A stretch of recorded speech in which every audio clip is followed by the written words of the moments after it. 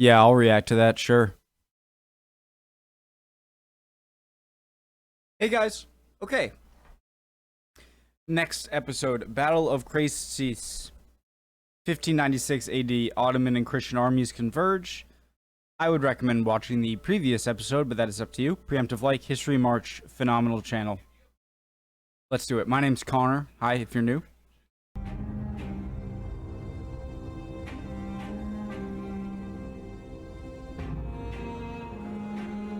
After defeating the Ottoman vanguard during the afternoon of October 22nd of 1596, the Allied army of the Holy League enjoyed an air of confidence, realizing that despite being outnumbered 2-1, they had a very real chance of defeating the massive Ottoman host that invaded their lands. Even so, the Allied commanders were still as cautious as ever. Fearing an ambush, they did not allow their troops to make camp that night.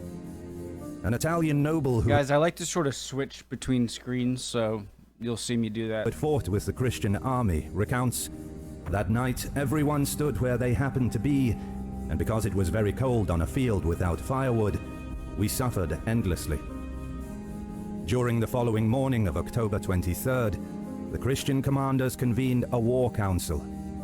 However, notably absent from this meeting was the Prince of Transylvania, Sigismund Bathory. The prince, having set off with his troops before the break of dawn, moved to pursue the defeated Ottoman army and possibly even ambushing the Sultan's main camp.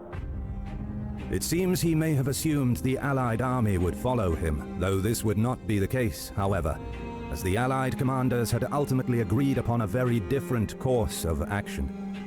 Deciding that the army would maintain its position at Keresztes, they quickly sent messengers to recall the prince. The reasoning of the Allied commanders was as follows. In addition to its highly defensible terrain, the village of Keresztes was also located on the only immediate route into Habsburg Hungary that could support... I need coffee, guys. I'll be right back. Okay. Go. ...was also located on the only immediate route into Habsburg Hungary that could support the massive Ottoman army, which would also only be able to approach from the west, as the mountainous terrain to the north and the swamplands to the south were both impassable for an army. If the Sultan wished to continue the offensive, he would be forced to attack the entrenched Christian army on terrain that not only minimized the Ottoman advantage in numbers, but also maximized the Christian advantage in firepower. If the Sultan chose to withdraw from the area, the Allies would be in a strong position to recapture Eger, which had been their original goal to begin with. With this in mind, the Allies were content in allowing the Ottomans to make the first move and react accordingly. A campsite north of Keresztes was eventually designated for the army, and the two major fords of the Kachi stream were fortified with trenches. At the Ottoman camp, Sultan Mehmed was in a panic, shocked by the defeat of his vanguard. During a hastily assembled war council, two proposals were put forth. The first was suggested by the Sultan himself, who wanted to send only the Rumelian army against the Christians. This, however, was strongly opposed by the rest of the council.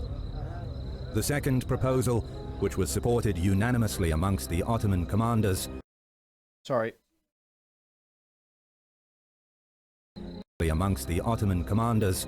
put forth that under the leadership of the Sultan, the entire army must move to confront the Christians. This video is sponsored by History Hit, the best resource for anyone who wants to learn about the past. Enjoy hundreds of exclusive history documentaries about events that shaped our world, over 1,000 podcast episodes and 5,000 articles on all of your devices. Best of all, with 2 new programs and 15 podcast episodes every week, it's safe to say that History Hit is the true Netflix for history. And now they're taking us on a journey to one of the most remote regions on Earth in the hunt for Sir Ernest Shackleton's lost ice ship, Endurance, which was crushed by ice over a century ago in the Weddell Sea, sinking 3,000 meters below the surface.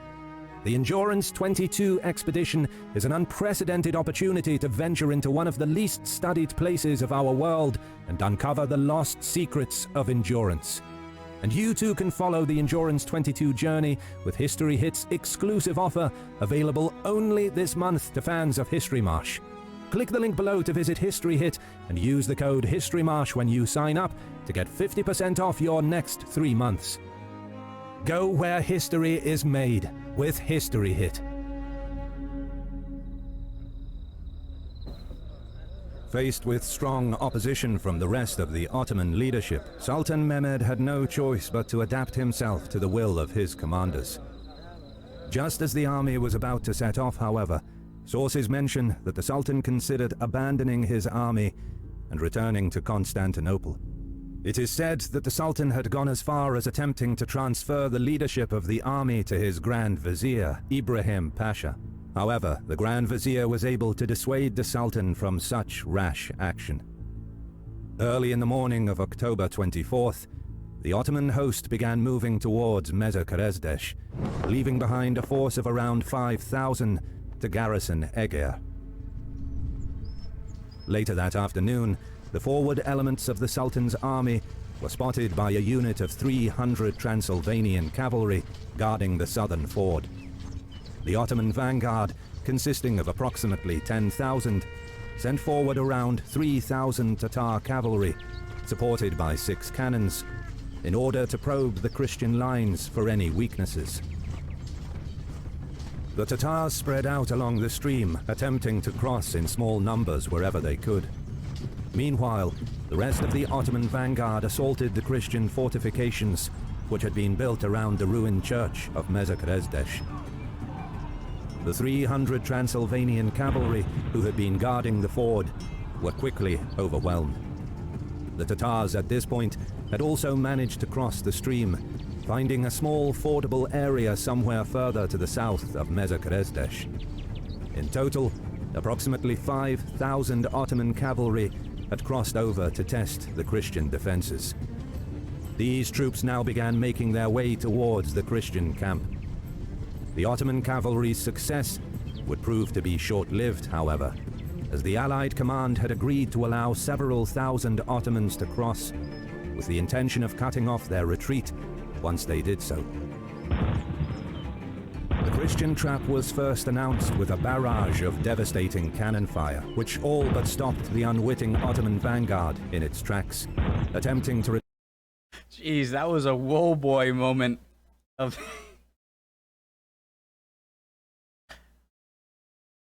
Oh, I pictured like chasing the like a little bear cub only to stumble upon like the mother bear sort of thing.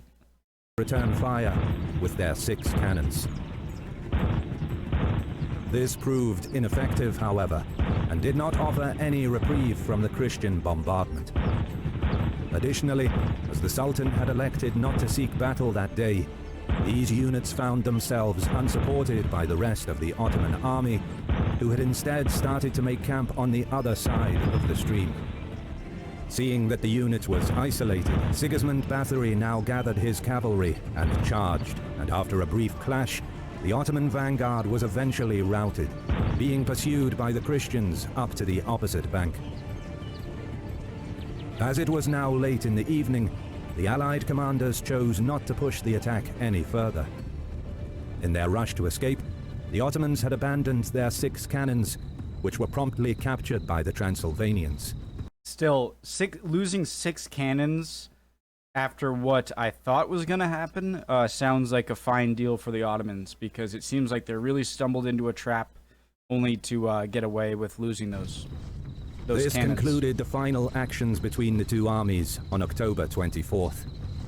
In order to further secure their positions, Albert Karai posted 2,000 cavalry at each of the 2 major fords.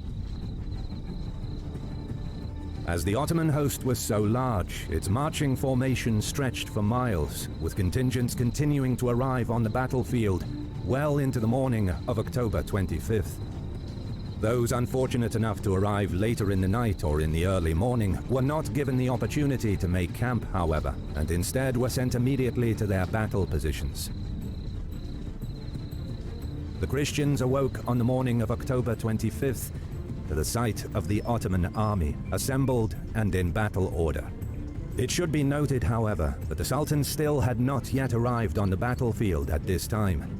At around 6 a.m., the Ottomans, taking advantage of their advanced tactical position, were initially able to drive the Christian Guard units from their fortifications before the rest of the Allied army could assemble.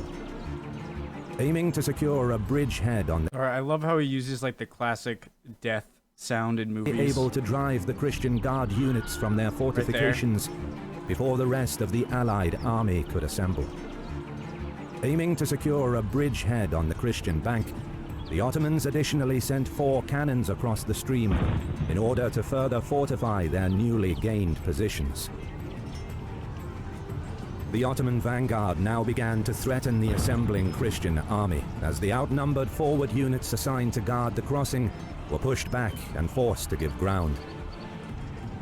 In order to buy more time for the army to assemble, the Allied leaders sent a detachment of 300 cavalry to help stall the Ottoman advance. Additionally, Albert Karai ordered a number of cannons to be brought out from the camp, which began firing upon the densely packed, encroaching Ottoman battle line. The Ottomans returned fire with their 4 cannons, which was mostly ineffective. Unable to withstand the withering fire of the accurate Christian artillery, and in parallel with the previous day's events, the Ottoman vanguard was once again forced back across the stream. This allowed the Christian army enough time to properly form up in their designated battle positions, which is as follows.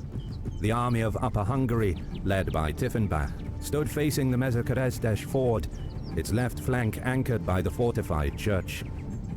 The Transylvanians, led by Prince Sigismund Bathory and Albert Karai, stood facing southwest, their right flank secured by Tiefenbach's units, who were manning the church fortifications, with their left flank secured by a wagon fort. The northern passage was guarded by the troops of Archduke Maximilian III, who had also left an additional contingent to guard the camp itself. Schwarzenberg, along with most of the German infantry, held the ground between the Christian camp and the ruined village. The Christian artillery was placed behind Tiefenbach's troops, overlooking the crossing at Keresztes. After they were driven back, the Ottoman vanguard again attempted to cross in small groups. It is mentioned that the Tatars launched a fierce attack on the northern passage, which was likely motivated by their desire to plunder the Christian camp. Small groups of Tatars also crossed in the same areas further to the south as the day before. Hold on, what? Mentioned that the Tatars launched a fierce attack on the northern passage, which was likely motivated by their desire to plunder the Christian camp. What do you mean? What, just like plunder it? What? Just plunder it like while they're distracted with the battle, or? Small groups of Tatars also crossed in the same areas further to the south. How did they expect that to work? The day before. These units also began making their way towards the Christian camp and attempting to circumvent the Transylvanian army opposing them. This was a mistake, however, as the Transylvanians, along with those inside the wagon fort, fired upon the Tatar cavalry, inflicting many casualties and forcing them to withdraw. At around 11 a.m., Sultan Mehmed III, along with the final units of the Ottoman army, finally arrived on the battlefield and took up their positions. While the Sultan's presence was necessary for the morale of the troops, the army was, in practice, led by the Grand Vizier, Ibrahim Pasha. The Ottoman artillery was placed in front of the center division, which was held by the Janissaries, who... Guys, I don't exactly know, you know, I'm not saying these are like Risk pieces, like Risk the board game, where like, you know, this means like 100 people. And so it's difficult for me from video to video about different conflicts to kind of gauge how many people I'm looking at once. But this is a lot of troops that I don't see in many videos. This seems like a big battle. Who were flanked on either side by the Sultan's household cavalry units from Constantinople and its surrounding areas. The army deployed according to Ottoman tradition ever since the Battle of Mohacs, with the Rumelians taking up their position on the army's left wing, while the Anatolians took up the right wing. It seems that the Ottoman vanguard, with the Tatar cavalry, were also placed on the right wing, and comprised its first line. While we know the positioning of the Ottoman units, the precise formation they utilized is somewhat unclear, although it is suggested that they may have deployed in the shape of a crescent. The battle commenced with an artillery duel. Despite being outgunned, the superior quality of the Christian artillery pieces emerged victorious, inflicting greater losses than their Ottoman counterparts.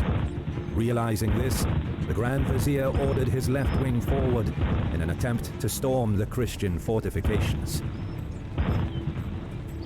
This initial attack enjoyed some success, as the Ottoman artillery began targeting the engaged Christian right flank. Looking to further press the attack, Ibrahim Pasha sent forward his Janissaries, and as they emerged from the ford, also began firing into the Christian right flank.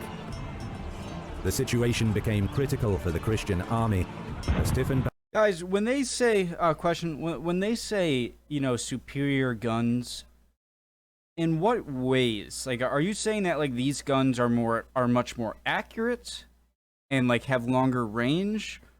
Or, like, can they be loaded faster?